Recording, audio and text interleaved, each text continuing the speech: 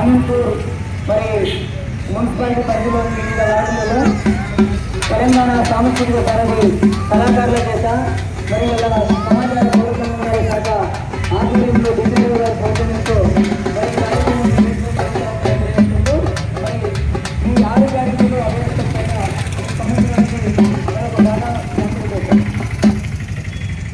ప్రజాపాలన చీనారే రమన్న ప్రజల మేలు కోరుతుంది మన్నా ప్రజాపాలన చీనారే రమన్న ప్రజల మేలు కోరుతుంది